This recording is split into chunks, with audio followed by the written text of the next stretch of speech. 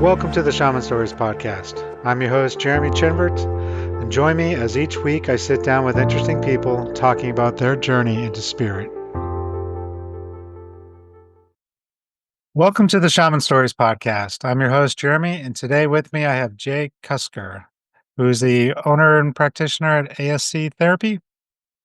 Welcome, Jay. Thanks for coming. Thank you. Thank you so much for inviting me, Jeremy. This is pretty exciting you're doing this work. Thank you. Why don't you go ahead and tell everybody a little bit about what you do today? Currently, I'm working as a psychedelic therapist. I work with legal, licensed psilocybin therapy, and I'm also working in a ketamine clinic once a week. So I served as in community health as a therapist for many years and was working in Spokane, Washington when Oregon started voting on it, and I started researching it. COVID had hit, so I was seeing clients daily online and not having interactions with people at all, and I started reading about psychedelics and doing the MAPS training and the studies with that, with MDMA and psilocybin, and started reading the research and recognizing that people are making progress where they hadn't with typical medications or traditional therapies. And I'd worked with clients for several years that were making no progress, and it was just like they were stuck. Mhm. And the beautiful thing about psilocybin is that it really helps people get unstuck. No, I agree, and I'm a total advocate of it. And my own experience, it's a we mentioned before the recording, it's a quicker path as long as you have the right facilitator and the right guides with you. It can be a lot of times people can get true healing within one ceremony. Yes, yes, I've had that. I've sat with people that went, "Wow, that was 10 years of therapy in 6 hours." And so, but before we dive deep into that, which I really do want to do, I want to talk about your journey and how you got to where you are. So, what was your childhood like, for young Jay? I grew up in Montana on a farm, so very connected with nature, and always have been. I would consider myself an animist, believing in connection with everything and Native American philosophy that all my relations, like brother bear, sister deer, all of that, Tibetan Buddhism, we are all connected. All of that's been a part of my life. And then I moved to California and was exposed to diversity and different ideas and got into drum circles, which is probably where I had my first non-ordinary state of consciousness, where I would transcend and feel myself in another state. So, and then in 2000, I was living in California and had cancer. So I had a gallery in Sutter Creek, California at that point, and I kind of wanted to figure out the role that I had played in the manifestation of my disease and my cancer. So I closed the gallery and went back to school, got my master's, and then started working as a therapist to help people find out the roles that they play in their own dysfunction or disease or disorder or whatever it is. And then, when I was living in Spokane, Washington, as I mentioned earlier, everything started opening up, and I moved to Oregon. I, worked in community health for a year in Vancouver, Washington, but lived in Oregon, and then eventually went and did the training with the first cohort that graduated worldwide. I mean, this is worldwide. Oregon is the only place that is doing this currently. Colorado's on the way to do it, and I'm just got certified to be able to practice in Colorado too. Washington is on its way. We had a representative come and talk at one of the conferences about the work that he's doing to get it going. And but I was working in, and after I worked in community health in Vancouver, I started working with a group practice here in Portland and was doing that. But then I started working when the service centers opened in August of 19 or 2023, I switched over and started working with psychedelics completely, and I've been really busy doing that since then. And since August of 23, I've worked with almost 200 clients with people from around the world. And with that, did you ever do like mushroom journeys on your own before that, or did you just kind of fall into it? Just I did. My first mushroom journey was in California, and I don't know what the dosage was. I just did it with some friends, and it was not a good journey. The rocks at the stream turned into lizards and started running away, and then later having dinner, the chicken they were cooking looked like embryos, and I couldn't eat it. But I didn't know anything about it. I wasn't educated about it, and I have no idea what the dosage was then. mm. With the knowledge that I have now, it's so different. And then when I moved to Portland, I started trying other psychedelics and really opened my mind to that. I grew up in the, '70s and '80s, and have images of the fried egg in the pan. This Mhm. is your brain on drugs. I remember those as well. Yeah, and I still have that image in my head. I mean, it's very clear right now.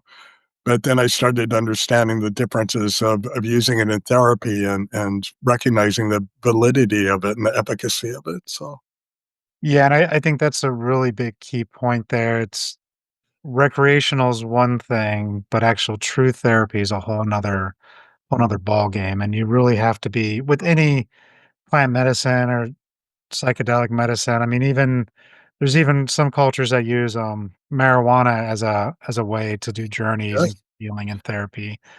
And Well, all tobacco and alcohol were also used as sacred ritual in ceremonies too at one point.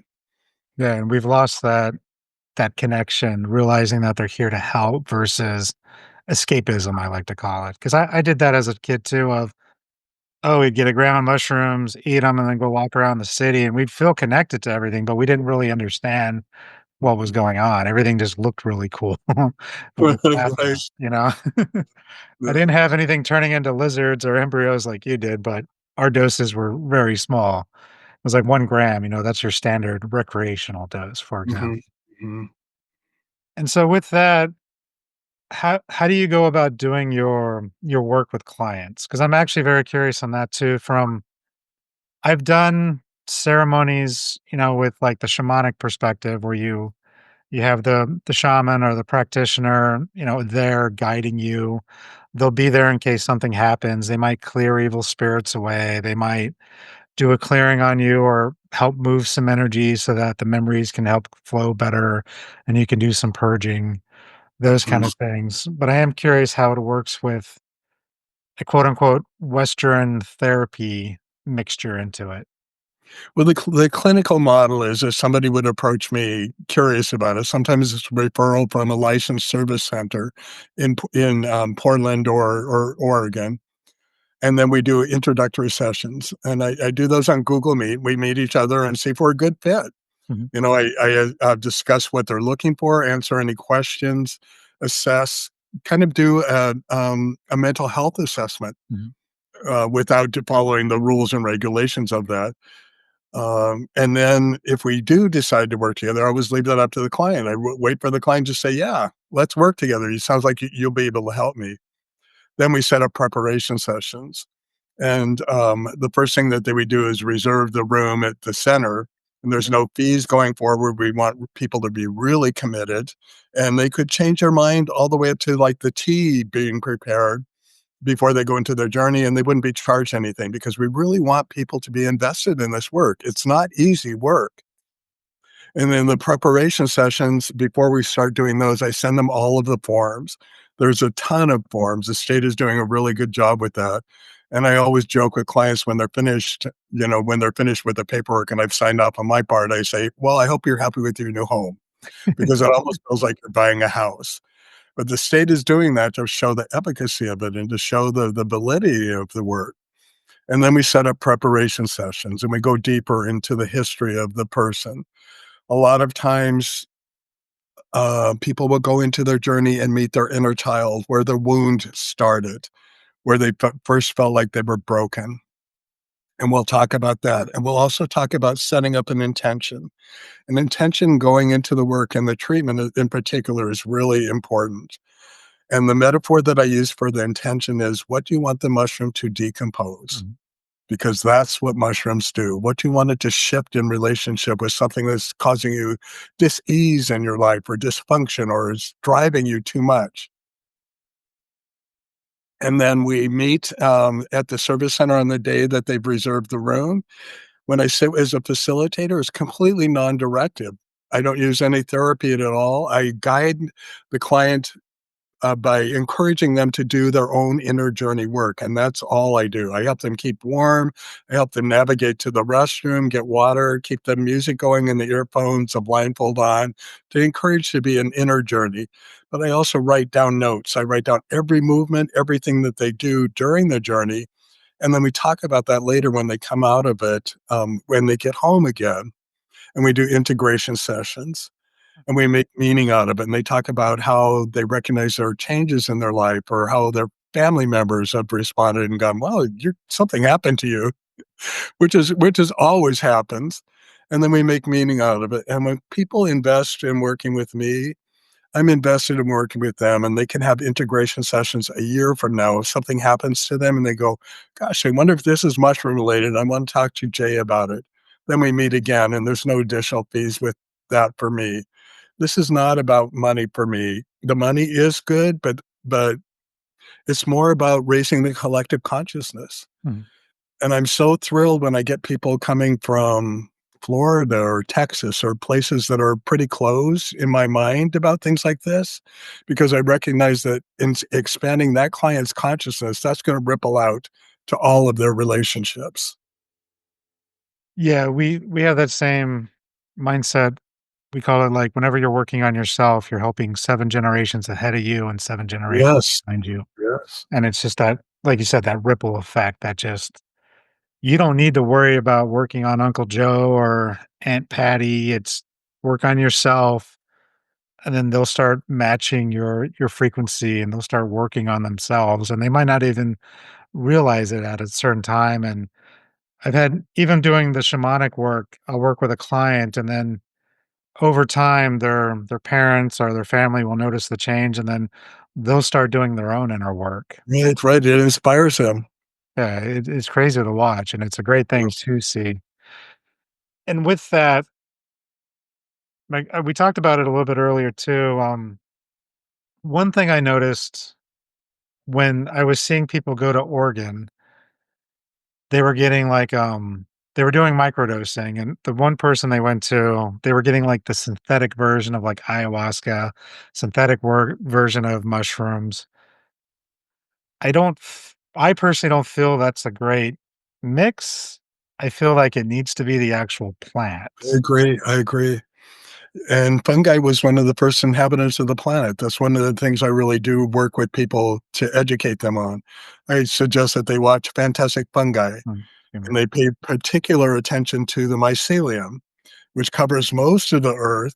And the purpose of the mycelium, the mushroom is the fruit of the mycelium. The purpose of the mycelium is to communicate with other plants and trees and to take nutrients and water back and forth and to maintain the health of the environment. And I feel like that when people do it in treatment, that's what it does in a person's body. It helps connect the disconnected parts, especially with trauma. mhm. And do you find a specific species or type of mushroom works better than another for different symptoms? So, like, you have there's so many versions out there nowadays where there's like Oh my golden gosh. teacher, there's golden teacher and B plus are usually your standard that you see everywhere, but there's like Watu, which was used by the lady in Mexico, Anna Marie, I want to say her name was. I'm Maria Sabina. yeah, Maria Sabina. I love her, and I recently tried a strain of that, and it was incredibly powerful.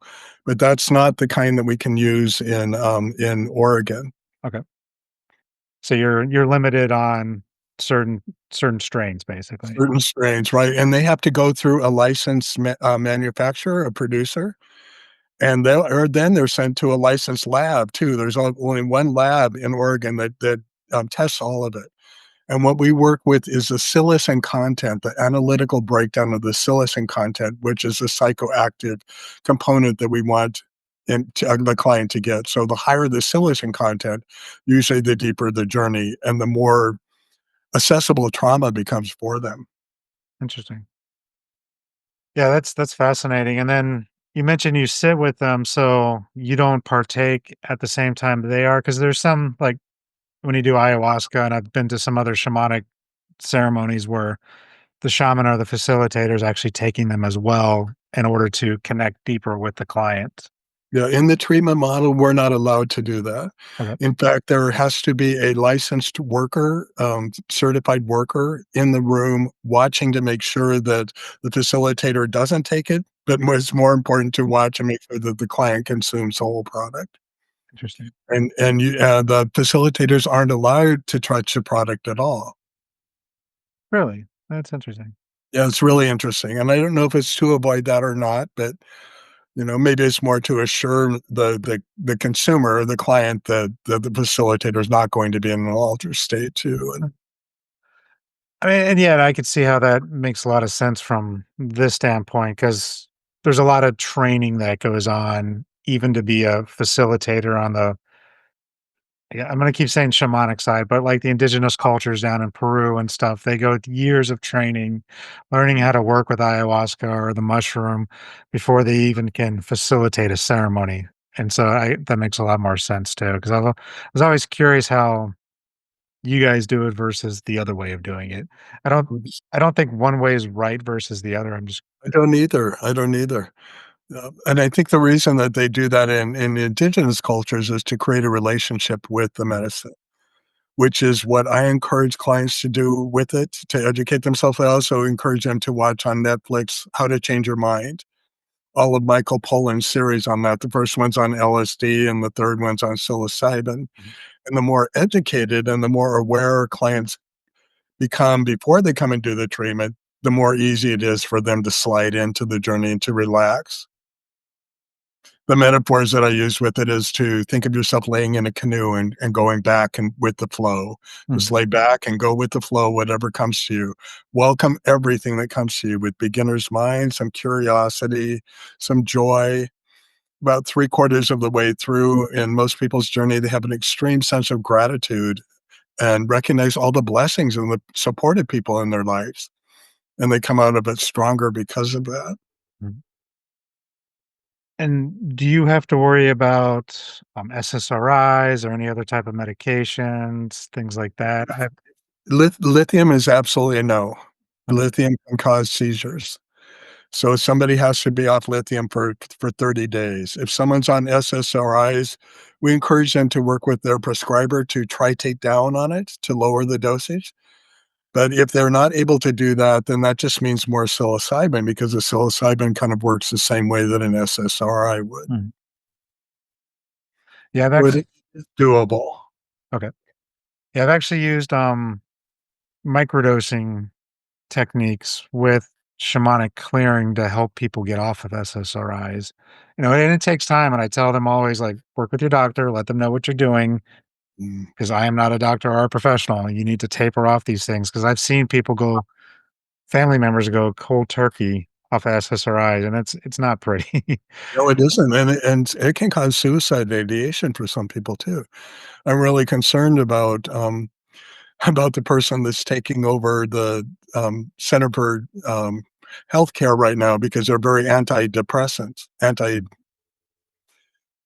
very much against antidepressants and wants to put people in camps to help them reduce their antidepressant use, and I think it's really gonna cause a lot of problems for many people.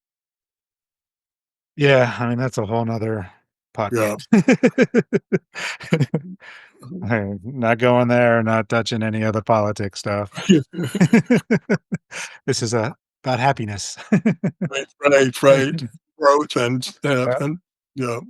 But, so with that, when you do the ceremonies with you mentioned music. Is there like a specific type of music you do? Like, one I like is a guy named John Hopkins. Yes, yes. He does very good, like, psychedelic journey music. Yeah, yeah, and Maps uses him a lot for their work too, so, yeah, I definitely have him. It's a soundtrack, but I always tell the clients that you are the navigator of this journey. When they decide to work with me, I tell them, "Your journey's already started, so be awake and aware of the things that are gonna come to you now in this process because they could be part of your journey. They could open you up further." But when you're in your journey also, you're the navigator. So take care of yourself, be assertive and ask for what you need. If you don't like a song, let me know and it can be changed. If you don't like the soundtrack, that can be changed too. I usually have a really good sense of where a client is at in their journey, and sometimes I'll actually change the music intentionally to take them further into, like, I'll put on some psych chill music, which is very techno and can take Mhm. them really deep into it, depending upon the person. Do you guys ever do group work? So would you take like a couple or I mean, obviously I don't think you're going to have like 20 people in the room, but would you do like couple therapy or anything like that or family groups? I've done both, and I love working with family systems too. Usually what I do with people is if I'm working with a couple, I like to sit with them individually first. And then, and people have come from out of state, like Florida and Texas, to do this work together. So I'll sit with one couple one day and the other one the next day. And then the third day, we do the work together. And the reason I do them individually is because when you're in an altered state of consciousness, you can pick up other people's feelings. And like in a group setting, you may feel some huge depression coming at you. If you don't have experience with the medicine to begin with, you might think it's your own. But if you have experience and you go, okay, I feel this, then you can let go and you can release it and send some healing energy to whoever is experiencing that. And within group ceremonies, there is often a collective sense of something Mhm. that comes up, like a collective theme that runs through it. Yeah. I also suggest to people to do a journey first before they do microdosing. Mhm. Because, microdosing, the theory behind it, I understand it, is to keep those neural pathways open. It could be beneficial for some people to do it just to see how their body responds to it, but microdosing is only a 10th or a 20th of what they do in the hero's journey, and usually you don't want to have visual changes or hallucinations with a microdose, just kind of a maintenance thing, Yeah. and so Silicon Valley has been doing microdose Fridays for, like, decades, so that's where a lot of the creative ideas came from. Yeah, it can both can really shift your personality and your reality. But yeah, definitely the heroes dose. And that was going to be my next question of when they come into a ceremony, what is the average dose? Usually start with 25 milligrams, which is a psychoanalytical breakdown of the psilocin. So it's really interesting that there are clients are able to look at a package. It's all packaged. It's very much like the cannabis Mm. industry, I imagine, and all of it's broken down so they can look at the package. Generally, if it comes whole, I have them hold it to smell it, to remind them of, if it see if it reminds them of anything. One woman said, "Oh gosh, it reminds me of my grandmother's cookie." Guess who showed up in the journey? Grandma showed up. Another person said, "Well, it reminds me of my dog who had passed away a year before," and of course, the dog showed up. But many people just go, "Wow, it smells like the earth," and they have very grounded, centered journeys. So a lot of that, all of the scents really become amplified with it. Sight, sound, taste, all of that becomes amplified with the psilocybin. Right. And you said you mix it into like a tea. They're not just eating We things in usually the make caps it or as a tea, okay. and there's kind of a nice ritual that we can create around that because they'll get to hold it, and then the worker comes in and puts it in a grinder and grinds it up, and then we let it steep for 8 minutes, and I have a timer that I set for that. And at that time, the client usually holds the tea, stirs it, watches it change color because it becomes bluer and more purple, which is a psilocin that's in it. And I often encourage people to give it some reverence and respect Mhm.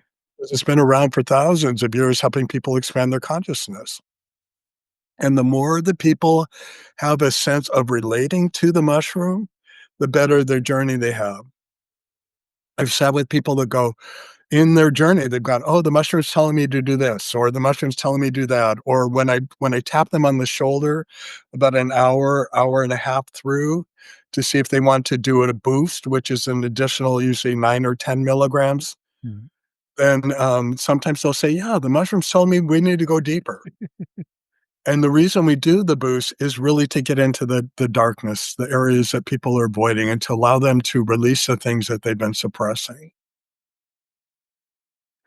Yeah, I've done many ceremonies like that too. Especially I've done more ayahuasca in the beginning than now I'm working more with the mushroom. But it'd be every time, like, right when I feel like the journey's done, I would ask, like, "Should I take another dose?" And Mama Aya would be like, "Yeah, you should take another one," or sometimes she'd be like, "No, you're done. Like, no more." Yeah. The mushroom's kind of the same way. It's like, "No more," and then usually at that moment, the facilitator's like, "Who wants a second dose?" It's almost every single time that happens right before they ask who wants the second dose. And Mhm. with mushroom, in the beginning, I found it a lot harder to let go than ayahuasca. Ayahuasca was almost like lay down, boom, you're in. Mushroom, because it has that buildup. Mhm. The wave. Yeah, the waves. It just I'm takes a I'm wearing little this bit more. wearing this jacket today. That's the wave analogy is what I use for clients, and it comes in waves, including the symptoms. You may get nauseous a little bit. You may start yawning. You may get chills, but all of those come as waves that ebb and flow. And the way that I work with nausea during my journey is that I get excited because I know that it's going to launch me further into it. And it's like, okay, up the roller coaster and down into it further. And when people recognize that and they tell themselves that, it's so interesting. Even though people are in an altered state of consciousness, they're still aware of what's going on around them. And that baffles a lot of people. Like, how can I be in this other world, but I'm still aware of what's out here? And then, of course, we talk about, well, all those realities exist all the time, but you're just in an altered state. You're seeing them now.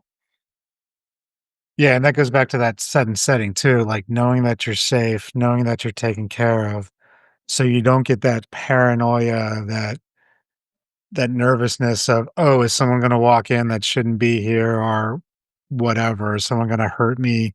It's harder for you to truly relax and be in the moment where you need to be, because a lot of times when you're fully in it, your eyes are closed, but it's like you're walking in a meadow with the sun. You're talking to people, you're seeing things happen. You're One time I did a mushroom ceremony and I asked, I was like, "Where did you come from?" And the way it was shown to me was like the mushroom was seeded onto the earth to help us. There was like these giant ships and just basically dropping seeds all over the earth, and everywhere it landed, mushrooms would start to grow and then connect with each other all over the earth. It was just a crazy, and I think I do believe part of that was my own brain interpreting how it needed to get the message across. Do I know if a real spaceship showed up? I don't know, maybe. But it was the message of we were sent here to help, you know. It doesn't really matter. Yeah, exactly. And I think that's one of the things that mushrooms help too. It helps you step back and be the witness, the observer, and not so wrapped up in the emotional, and that creates space for us to be able to work with things. So with that, without getting into details of, who and names and stuff, what was one of the most like life transformative experience you saw with a client? If you can talk about whatever it's allowed to talk about, I guess. When I was preparing for this, I was thinking about a client, especially because you were talking about PTSD with veterans. I worked with someone from the East Coast who came out to work, and they were in the Pentagon in 911, Mhm. and they lost 18 of their friends that day. And they went into the trauma, and they've come out of it, and they're able to deal with it. It's not as pervasive in their life as it was anymore. They're learning how to accept it and to be with it and to recognize. And I've also sat with a young person who came out of the journey and said, "You know what? I just realized that I'm not the reason my trauma happened to me. People have been telling me that for 10 years, but I didn't know that." And the neural pathway that solidified that for him was opened by the psilocybin. Yeah, and I guess with the more severe cases, the guy who was at the Pentagon, did he have to come back for multiple ceremonies, or he was just kinda like one It and it had just one? it totally cleared it out for him, Nice. which is not common. Mm, Sometimes, especially with a lot of trauma and a lot of issues, substance use, all those things, people are encouraged, or the mushroom will tell them to come back again and to do more. I nice. also think of it like, as Maslow's hierarchy of needs, a pyramid, Mhm.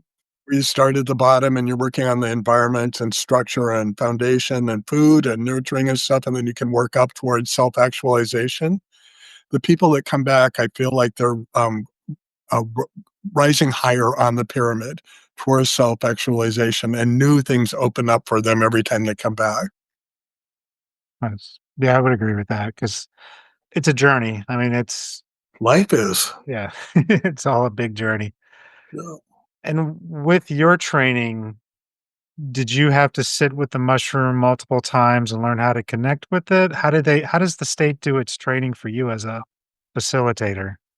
Oh, it was really interesting. It's totally changed now because there are licensed facilitators in Oregon.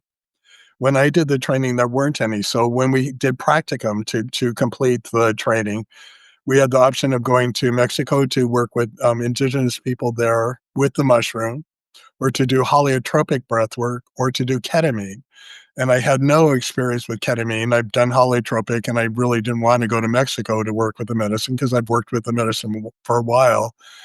So I went and did ketamine here in Oregon at a site, Rainfall Medicine, where I actually work now once a week and work with it. And I was hesitant to work with ketamine because I thought it was a synthetic.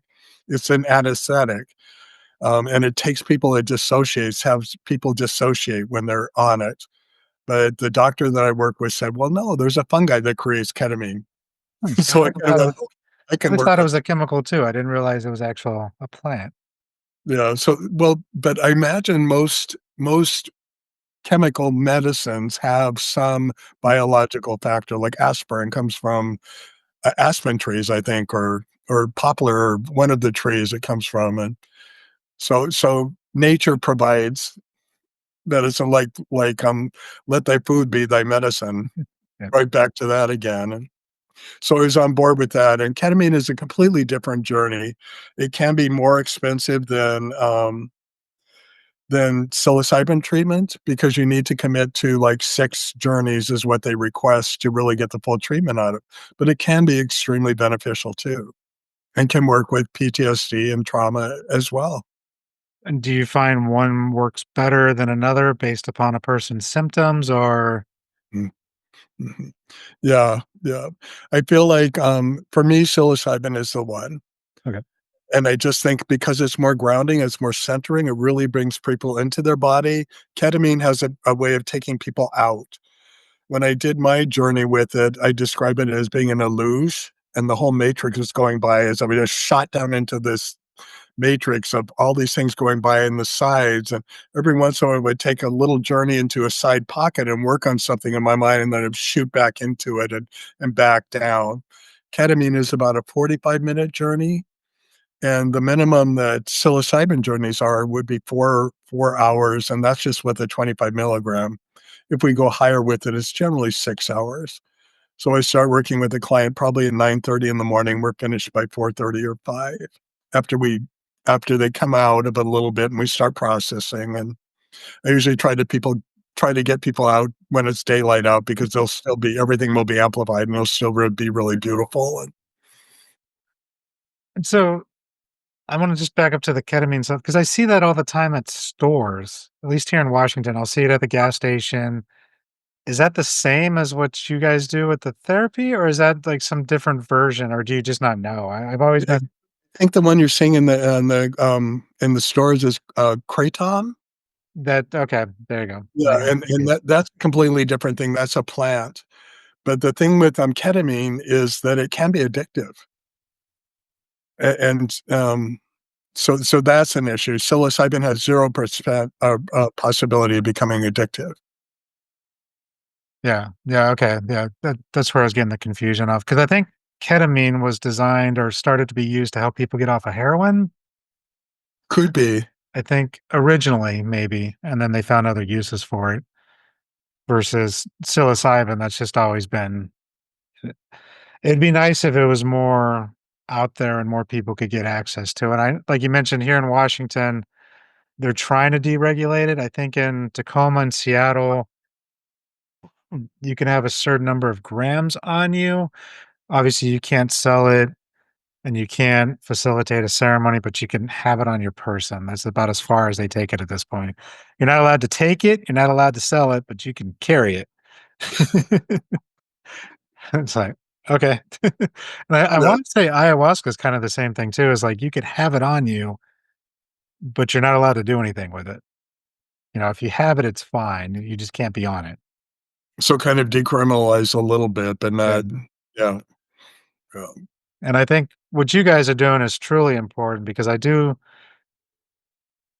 think it's needed. I mean, I've seen the benefits of it. Being a veteran myself, I didn't use mushrooms for mine per se, but over time it has helped weed out the little things that I might not have worked on.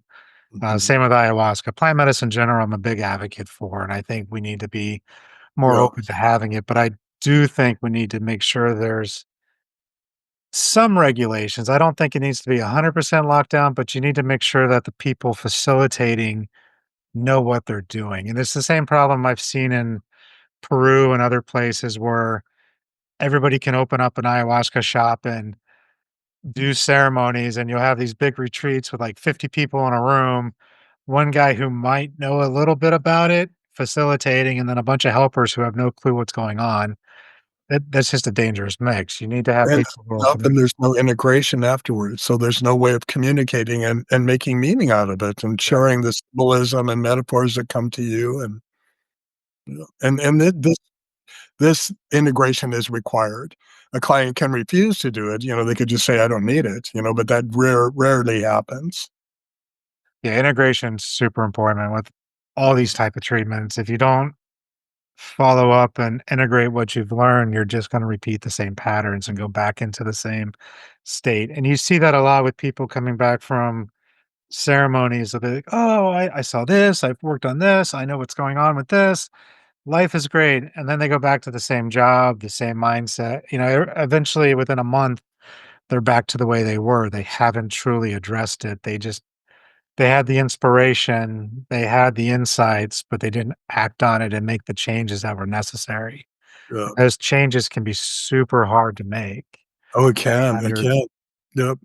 And that's one of the things we talk about psilocybin. I tell people that the overarching theme that I hear people come out of the journeys is, "I haven't allowed myself to be authentic." And then we break that down. When you were born, you were gendered, and that means there's certain things that boys can do and girls can do and things that you shouldn't do. And the sibling order puts you in different roles with different expectations. School puts you in roles and expectations. Relationships put you in roles and expectations. Jobs and all those things. And a lot of people meet those expectations so they don't lose that relationship. But inside, many of us are going, this isn't authentic for me. This is not who I really am. I'm just doing this because it's expected of me. And I think for many people, that is a source of depression and anxiety, that innate sense of I'm not being impeccable with who I am. yeah, and I get those questions a lot. People come to me. That's honestly what kind of helped inspire this podcast too, is a lot of people would come to me and go, I don't know what my life purpose is. I Right. don't know what I should be doing. Especially if you experience trauma. Yeah. All And of that shuts down. it's me trying to work with them going, well, I can't tell you what to be. We can work on clearing the things that are blocking you.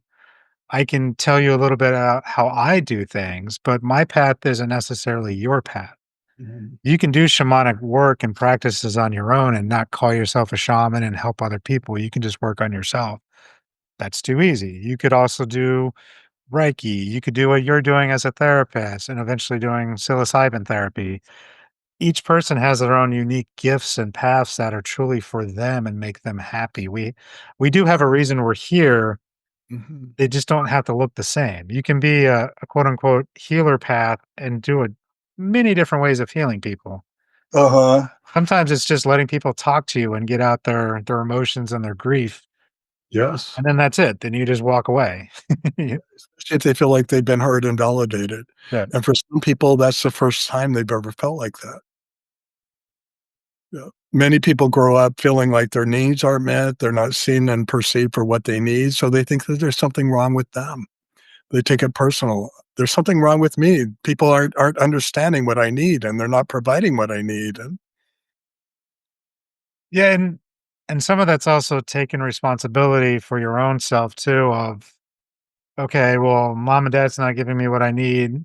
I'm in my 20s now, maybe I need to figure out what I can do to facilitate those needs myself." Yeah. Yeah, it's harder obviously when you're 6, 10, 15, but at And some point, your you gotta let go of the past. and at that age, your brain's not fully developed either, so, yeah, Exactly. yeah. And so when you do, integration with people, do you just meet them online? Is it more they have to come back to you in person? Is there a certain number of sessions? We do Google Meet, Okay. and this the number of sessions is up to them. Like, It could be 10 sessions, it could be just 1 or 2. It really depends upon where they're at, but I'm open for that with no additional fees to meet them as they need. nice.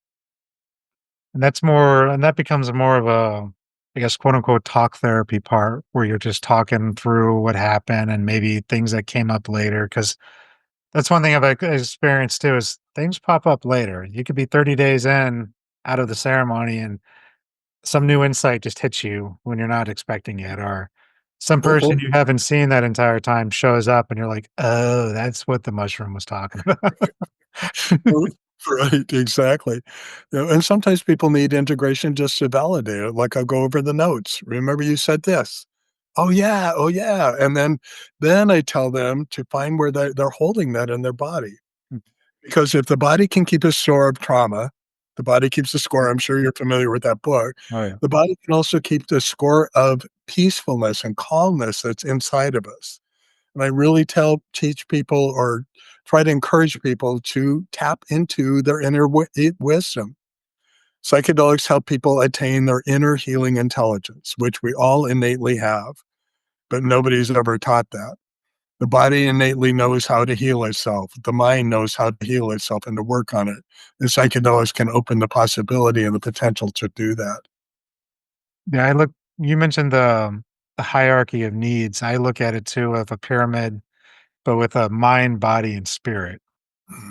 For me, spirit's at the baseline. When you start working on that, then you start clearing things out of the body and then clearing things out of the mind. It's this whole pyramid right there. Yeah, Then you get the yeah. true Oh, healing. beautiful. Yeah. Yeah. And with that, so what I guess if somebody can't see you and do mushrooms, what advice would you give to somebody who might be having issues or needing to work through something? Is there other techniques or practices that they could start with? You mentioned breath work a little bit earlier, but is there other things they can do or examples of that breath work, as they get ready to perhaps come all the way to use? Maybe they're in Florida or Germany or wherever, and they can't just show up tomorrow. Yeah, there's all kinds of tools. One of the things that I send when I send the forms for people is an article by a Canadian facilitator. And he talks about setting your intention and the reasons for setting that. And it could go all the way back to childhood for that. But he also includes a meditation on it to help you prepare for your journey. Nice. So, And then with that, I guess, has there been any surprises for you along this way? Because it didn't sound like, I mean, you were doing drum circles and things like that and out of body experiences, kind of, going into an altered state. But has there been any surprises with you working with the mushroom the way you have been for yourself? Like insights maybe you didn't know about yourself that you've learned now along the way? well, I feel like I've been on every journey with every client. Every person that I've worked with, something comes up inside me at the same time Mm, that I recognize. And I think the most surprising thing is really how truly connected we are. And I think of the mycelium web reaching out and connecting us and pulling people in to work with me to approach the service center that they do that referred them to me and all of the things that bring all of that together. And mm. you know, it just is extremely validating and affirming. And I think that that's what most people need coming into this work is validation. And a lot of people come out of the journey. In fact, recently, I think probably 3 or 4 in a row have come out of the journey, and they've said that ancestors or guides have come to them. Mhm.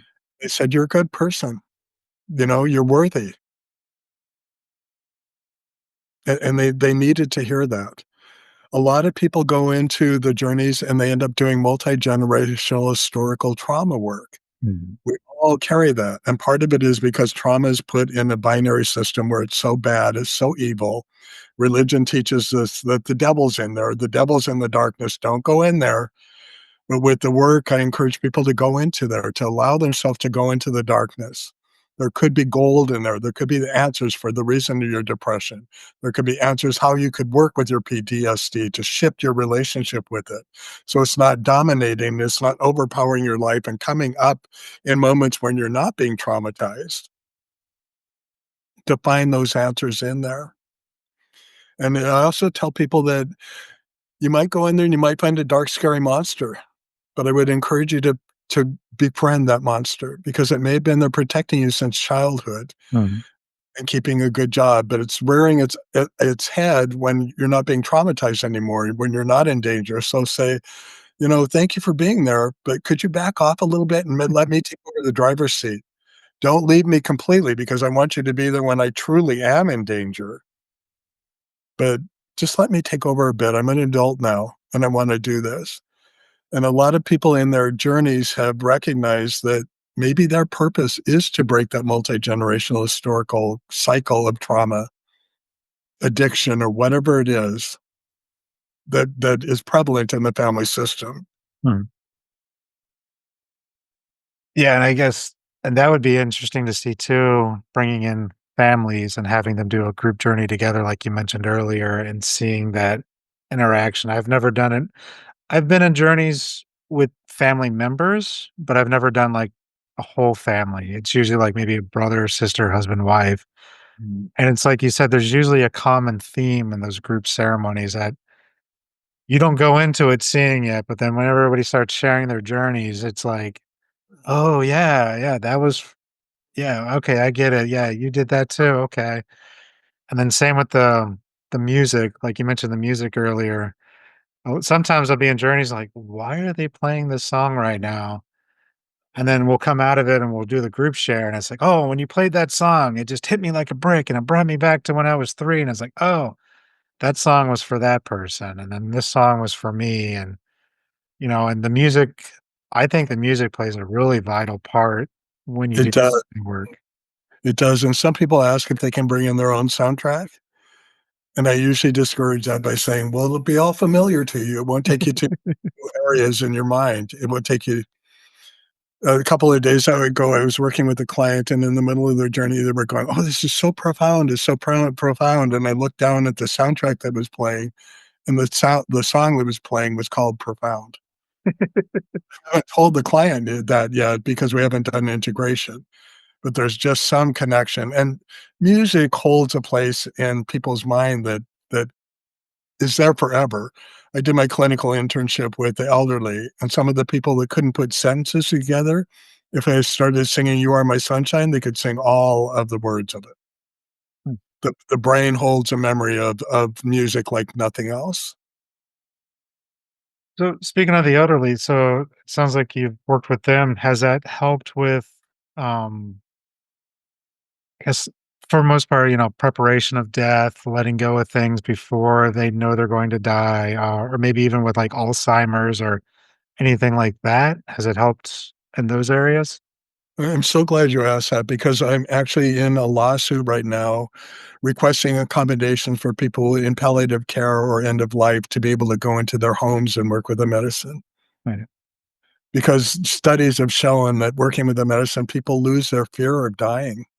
They recognize that we really don't die. We just return to the source of everything and they connect with that source of everything. And they recognize that I'm just going to return to that.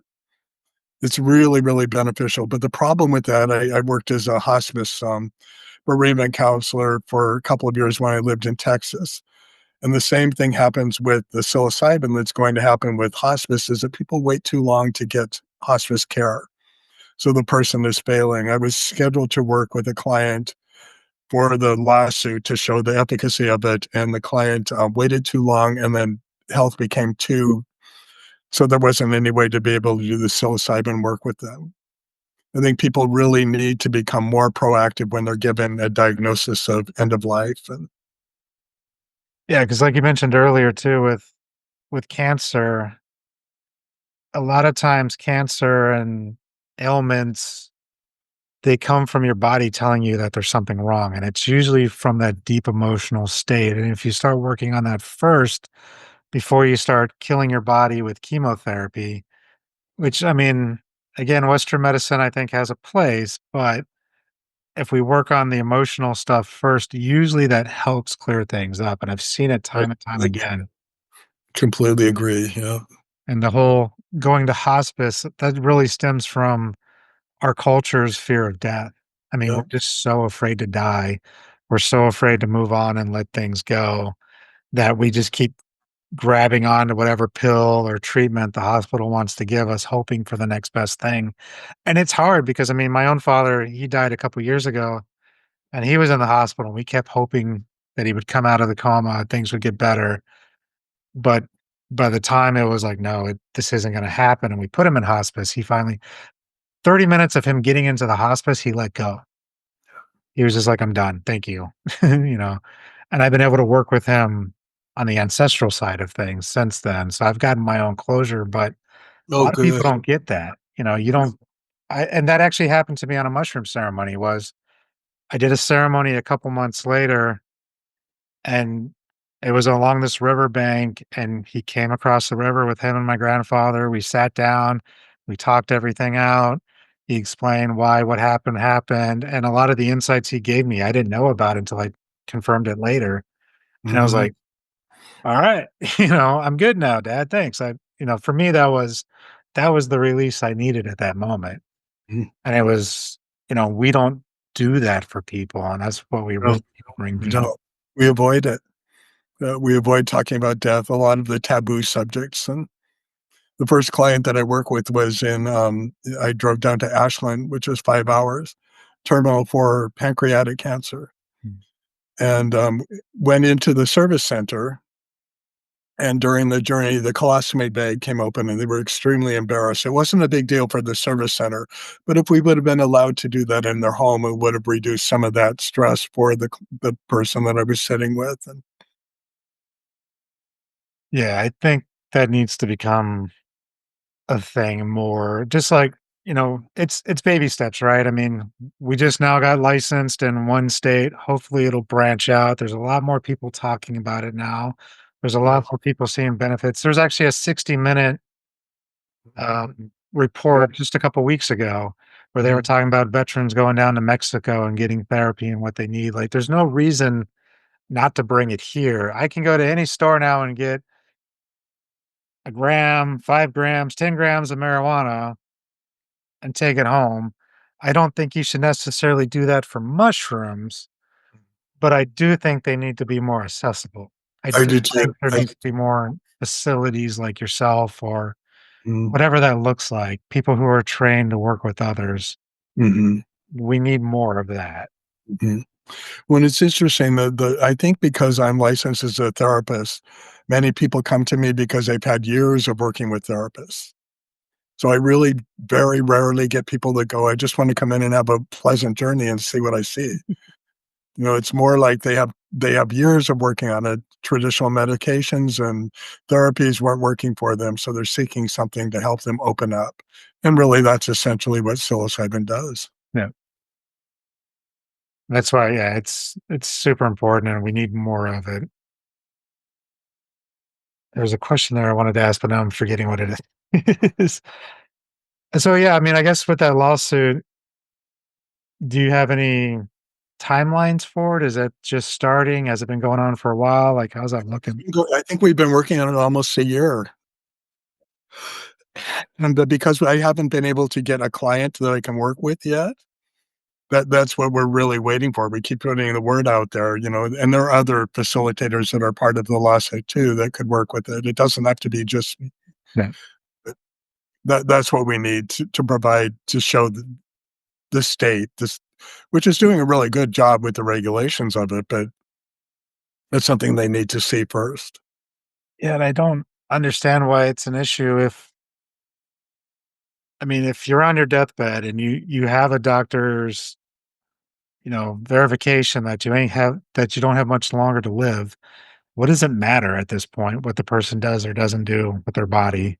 Right. Like there should be no reason for it whatsoever. We're allowing people to basically kill themselves. I think in Canada they're letting people do end of life depending on their prognosis. Like just let them have a mushroom and see how it goes for them. Like Yeah. it shouldn't matter at that point. Yeah, they actually have a program in Canada, it's called SAP, which means a special, advisory or to be able to prescribe it Nice. for end of life, for PTSD or depression and anxiety, and I feel like that's kind of the model that Oregon should be moving towards. So, but it would probably require people to be certified, like there's a SAP certification in Canada that will allow that. And with the organ certification, do you have to be a licensed therapist first before you take it, or how does that work? You don't, you don't, and, I think that's wonderful, and I think it should be like that because a lot of people from underground that have worked with people for many years have been able to get licensed as a facilitator through that. However, there's a lot of fear with people that don't have experience working with trauma or the anxiety or the depression that could come up in it. So, many people have gotten the certification, but they haven't become licensed because they don't know how to work with that or manage that. Okay. Yeah, that's a interesting dilemma too for like someone like myself. I've been working with clients and doing the shamanic way of clearing and stuff like that. And there is some talk therapy, I guess, to a point, but a lot of it is we're working on your main issue, what you want to release, what you want to let go, and then we clear it out of your energetic field. Mm, And then mixing that with, plant medicine, it's a very powerful tool. But mhm, I do see the need, at least for now, of having that Western mindset with the more therapist trained and then moving into the psilocybin. And I think at some point there might even be like a merging of all three. I do too. Yeah, yeah, very much.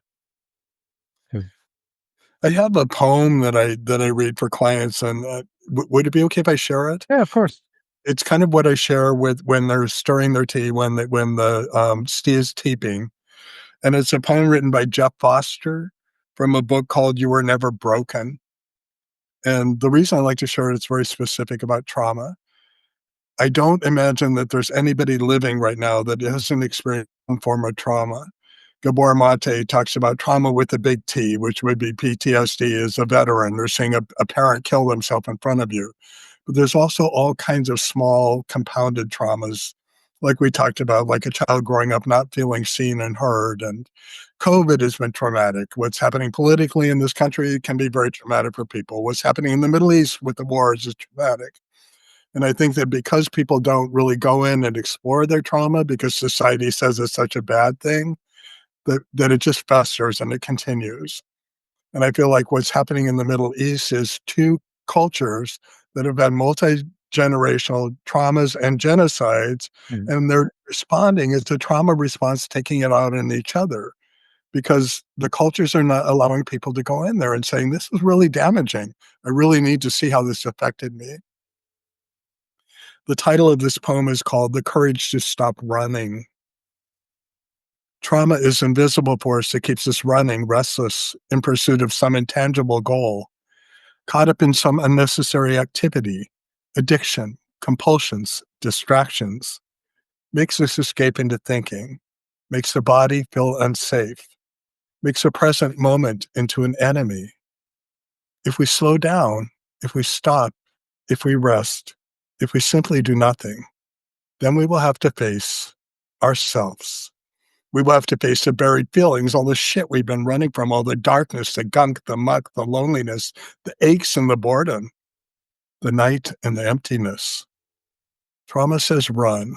Trauma says do not stop. Trauma says just keep going.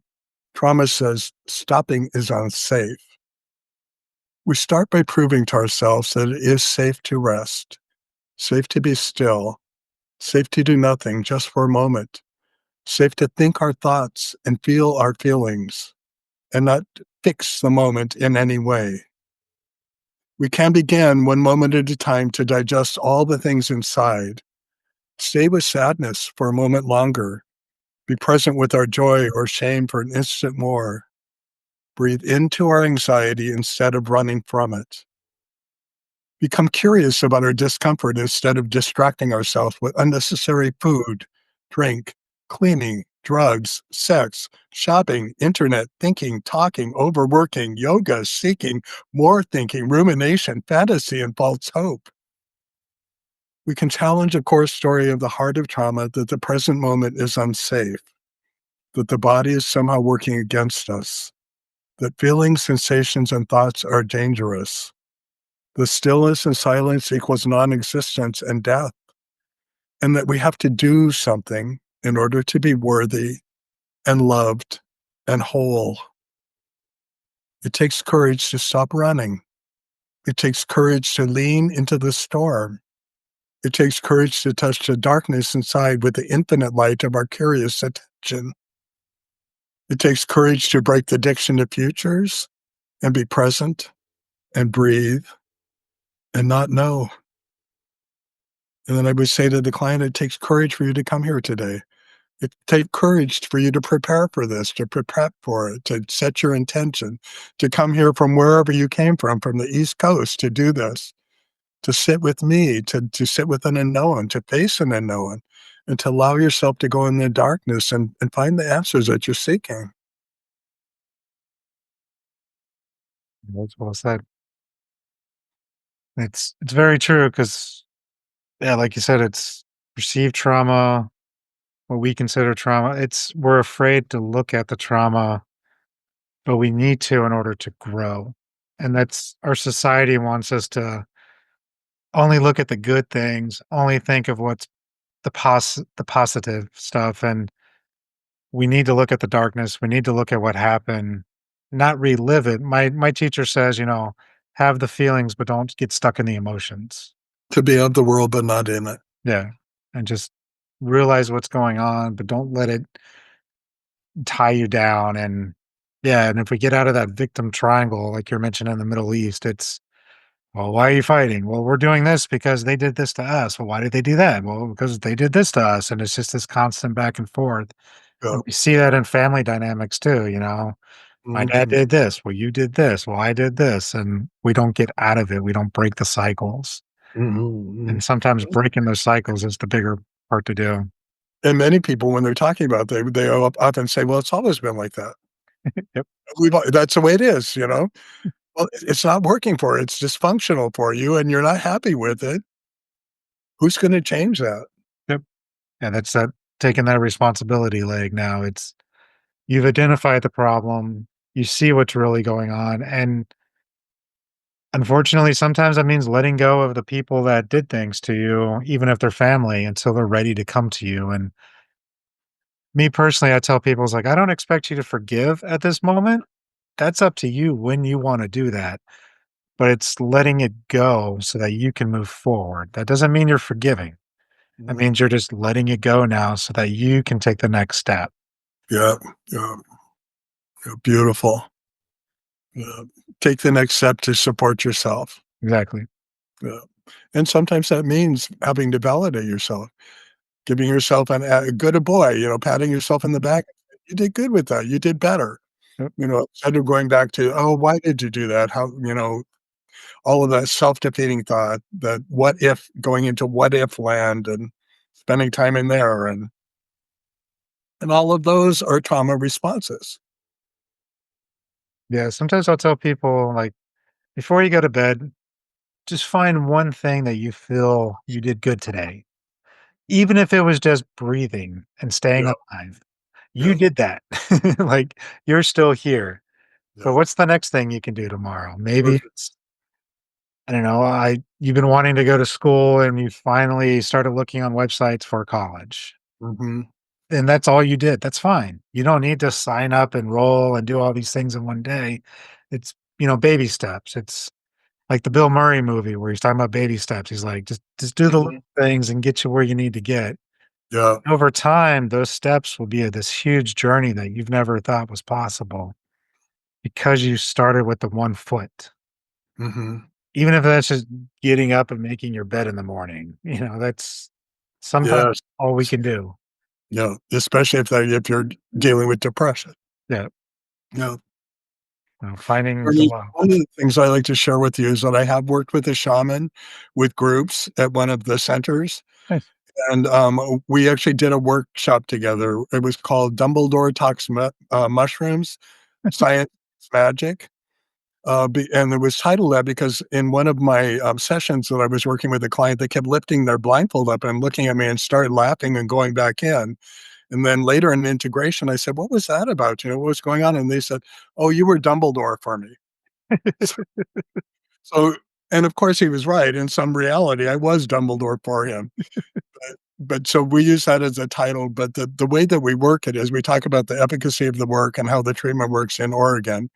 And then the shaman leads them through a shamanic journey with rattle and drum to meet the spirit of psilocybin and Nice. to see if there's a message from the mushroom to psilocybin and the mycelium to see if there's a message from it and to see if they should be working with the medicine to start creating that. And it's been really successful. Nice. That would like do you guys do that on the regular? That'd be an interesting one to go down there and see too. Well, we could, we've done it twice with two different groups. Mhm. We actually presented the workshop four times, but actually held the group twice now. So Nice. I would definitely be interested in seeing that one because yeah, I've met my version of the spirit of the mushroom. I'm sure it might look different for everybody to a point, but hopefully, yeah. But he showed up to me and I was like, "Oh, okay, this is what we're doing. All right, cool." You yeah. know? But yeah, it's an interesting thing to do, and I definitely recommend people who are ready to really think about doing this type of work, taking that extra step, reaching out to yourself or someone else like you in Oregon and actually if you truly want to address healing, I mean, even my way works to a point, but plant medicine has always been a lot faster in my experience for people. It's a lot more intuitive. It's a lot of times it's one session and you're done. My way, again, we work on clearing imprints of the trauma out of the energetic field.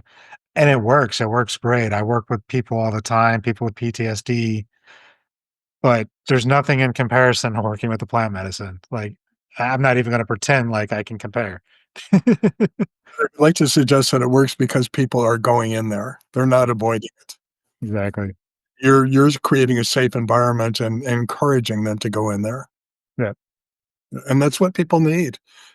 Society discourages us from looking at that and dwelling on it. And Yeah, and that goes back to that point of, you shouldn't have anything bad happening because, buy this product and everything will be fine. Take this pill and you'll forget all about your troubles. Well, you want to be happy? Take this and then go buy this car that puts you in $50,000 worth of debt, no problem. While you're working at McDonald's trying to figure things out. well, what society teaches us to look for things outside of ourselves to fix ourselves, Yep. to complete ourselves or make us feel whole or to fill that void. And all the answers are inside. And psilocybin helps people see that.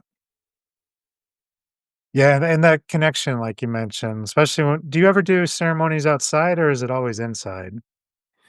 Unfortunately, it has to be in the treatment centers. Okay. Yeah, 'Cause there's something to that extra side of being outside and, definitely. like, you'll be walking and then you'll look down and you'll just, like, zoom in on the tiniest little bug, and you'll know everything about that bug and what he's doing and how he's helping the world and his part that he plays, and then you'll be looking at the trees and watching them breathe, and you just that true sense of connection to everything around you is just amazing outside. Well, and that can happen inside too. With my ketamine journey, I felt like everything was part of me. I felt the vibration of the walls, and I felt like there was an energy inside man-made things. Mm, And it kind of makes sense that there would be because it was created. yeah.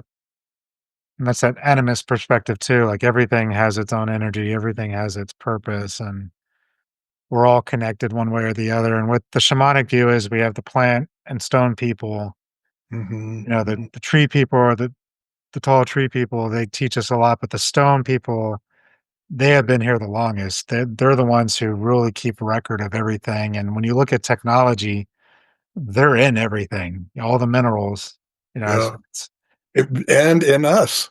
yes, exactly. Yeah, we have lots of minerals in us too. I have guides that I work with in my journeys. The clients usually aren't aware of them unless it shows up for them, but Bear is a huge one of mine, and Bear is introspective and going in, and I also work with Hummingbird, which is joy, and one day I worked with a client who wanted to return to their childhood joy, they'd been missing that, and they laughed for 6 hours, and I was very aware that Hummingbird was part of there too. And in the journey with us, and I didn't share that with the client, but I also work with Crow, and Crow for me, the in the medicine card symbolizes natural law, Mm, but I've also understood or come to understand recently that it can, symbolize becoming your authentic self, calling you to become your authentic self and reminding that. And I also work with White Dragon, which is new for me, but White Dragon holds the space and keeps it calm and mm. sets the environment. And I'm aware of these and I call them in, but the clients aren't aware that I'm doing that because for some people they're not into that yet, or they haven't evolved into that, or they're not aware of it. Or I've also worked with devout Christians who have come in and given prayers to the medicine, thanking God for bringing this to them, and they've had very successful journeys because of that. Yeah, and I think there's a place for both. There's no reason to separate the 2 at all. Oh, oh. I usually encourage people to set up their own ritual too, to bring in things to remind them of the journey, to absorb the energy of the journey so they can take that home with them and have it be part of their environment when they get returned to where they live. And Nice. Yeah, we use the or I use a lot. I have my own power animals, like, one of my main one is monkey, but then through my own training, through our medicine wheel, we have 4 archetypes. So we have the snake in the south, which is, for that physical release, and we have the jaguar, which helps with the emotions, and it's funny you mentioned the hummingbird. So the hummingbirds are north direction, and the hummingbird helps you, like, see things at a spirit level, mm, and it's also connecting with the ancestors and our lineage in the north direction, and then in the east, we use the eagle or the condor mm, because those are the big birds on both continents, and each one of them brings something to the table, and I've had that happen too, where I'm working on it with a client, and we're doing some clearing, just sitting there with her or him, and, the snake might show up and wrap around, and then the client will be like, "I feel like there's a snake on me." I'm like, "Yeah, it's cool, don't worry about it. It's here to help." Or the same thing, I've had clients see a hummingbird. I'm like, "Yeah, mhm. hummingbird's here to help." Do you just sometimes people are intuitive enough or their own power animals will show up. I've worked with clients and, a bear will show up and they're like, "I feel like there's a bear in the room." Like, "Yep, that's your power animal, and we're gonna get to that next." Like, and I'll help you communicate with it now and Yeah, work with it from there on. Like, yeah, all these archetypes are here to help us. We just need to be yeah. more receptive. And aware of them. Yeah. Yeah. And the same with religion, because I wanna touch on that a little bit because I've worked with clients who are like, "Well, I was taught this is the devil's work, this and that," and they go together. I mean, if we wanna believe that Jesus was a hands-on healer and he did all these amazing things, why can't we have both? If a God can create him, why can't they also give us access to do some of the same thing? I'm not saying I can turn water into wine, but as energy workers, we can also help you with moving energy around too. Yeah. And connecting with the plants, like you said, well, plants are medicine. There's a saying that the plant you need for medicine is usually growing within like 10 feet of your door. It's like, and one example I give is we bought this house and my son started having nightmares, and we have a lemon balm just growing right there, right in front of the house. Turn that into some lemon balm tea. Now he's having, he would go to sleep easier. Or Wow. chickweed, you pull chickweed out of the ground, mash it up, chew it a little bit, that helps with your cuts and stuff. Mhm, All mhm. these little plants are just growing everywhere. we have pine trees. Using the pine is really good for protection, and then Mhm. making medicine water that way. It's they're all here to help. We just have Yeah, to reach out. yeah. People need to be reconnected to remembering that. And for many people, there's a genetic memory. I've sat with clients before in their journey, and in the middle of their journey, they'll go, "I've been here before. I know." It's really revalidating for many people. Nice. And with that, I guess before we wrap up, is there anything else you'd like to share about working with the plant medicine or your journey in general, or any other, I guess, tips or advice you'd give to somebody? Well, I'd just like to say that if anybody's interested, please reach out to me. I'd be happy to talk to them. And no fees. I don't charge any fees for just consultation or advice or direction. And they don't even have to consider working with me. But if they have questions about it for themselves, definitely I'd be happy to help. Nice. And yeah, we'll put all your links to your website and any emails or extra contact information you want people to have. We'll make sure that's in the show notes as well. Well, thank you. I so appreciate you doing this and making people aware, waking people up. No, I appreciate you coming on. It's nice to get someone who can, again, legally talk about it. Yeah, yeah. Like I had a guy who's in South America. He does ayahuasca, but that's a big investment of a trip too. Trying to take time to go down there, having something more in our backyard is a great thing, and I think we need more of it, regardless of where they go. But if people are concerned and really want to have the licenses and stuff like that, and the knowledge that these people are trained, they should be working with yourself and people in your area up there. Mhm, I agree. And it's not inexpensive. It's cheaper than going to a foreign country to do it. But my rates, I keep them low because it's not about the money for me. It's about raising the collective consciousness and serve a center that has some of the lowest rates in the state. So, You're cutting off a little bit at the end. oh, sorry. There you go. Instantly working with lower rates and in service centers. So, Okay. And where exactly are you located? Was it and Portland or Portland? yeah, Yeah, it's like a 2-hour trip for me. I might have to swing down and hang out, check out. no, that'd be great. I would love to give a tour of the center. And so, we Nice. could definitely talk more about it. And if you wanted to experience the whole thing, I would be happy to sit with you with no fees. So, just because I think the more people know about this, the more they can share it and share especially with people that really need it. Mhm. Yeah, those And are the people I try to focus with too. Like I said, I work a lot with vets and people with PTSD, and it's like, I'm not allowed to do this, but I can point you in the right direction. It's like people need to know where to go. That's the important thing. and a lot of the people that I work with are my age or even older, and are very fearful of doing it underground Mhm. because they're afraid they're going to. One of them said, "I'd be afraid of being in my journey and being in there and then having the police bust in on us." So having it legalized and licensed is really beneficial and reduces a lot of the anxiety of going into the journey for many people. Yeah. Oh, that's great stuff. Yeah. Cool. So yeah, I appreciate you coming on, man. This has been fun. Thank you. I hope people reach out to you. Again, I'll put all your contact information in the show notes so that people can reach out. And I Thank hope they you. do. Like people need to do this work and people need to experience this work. Yeah. Need more people like you, and hopefully that lawsuit gets going better for you guys, and you guys can start bringing this to the hospice centers, because Yeah. if anything, just allowing people to realize they don't need to be afraid and to learn to come to terms, and maybe they'll even come to the realization of doing their final whatever they need to say to whoever they need to say it to, and realizing that, okay, it's going to be all right. And there might be some comfort for the family too, Yeah. Yeah. realizing that their grandparents aren't afraid or everything's going to be fine.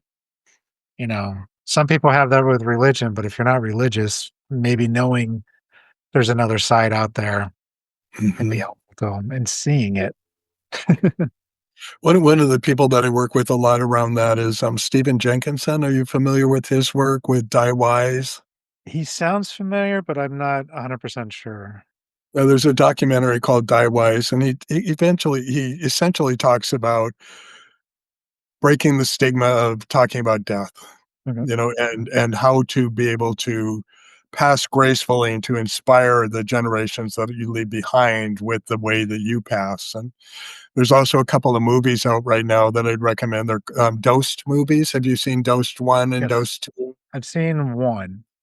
Yeah, one of them works with addiction, a woman with addiction, getting off of, her addiction with the use of psilocybin, and another one works with talks about a woman who has terminal cancer diagnosis, and she does psilocybin, switches her attitude about it, and then does heavy doses of cannabis, and she's in remission now because of that.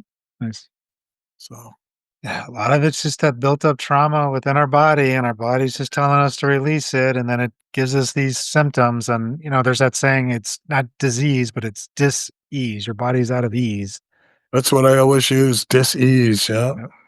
And then you get sick, and then you get more out of whack because you're not addressing it, and now you're getting more fearful. And a lot of these things can be healed with our own way of thinking. Not everything. I mean, there are some issues out there that we do need Western medicine for, but a lot of it, if we start early enough, we might never even have these problems.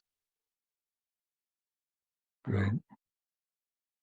All right. So again, yeah, I appreciate your time, man. I'll put all the information in the show notes, and then yeah, it was nice Thank talking to you. you. Yeah. No, thank you so much for doing this work. It's so important. Appreciate it. And you as well. You're more important than I am. You're doing the real Wow. work. Mm. Thank you for listening to this episode of the Shaman Stories podcast. If you have any interest in the services that I provide or the services of my guest, please click the link in the show notes below. Thank you. And until next time, have a good journey.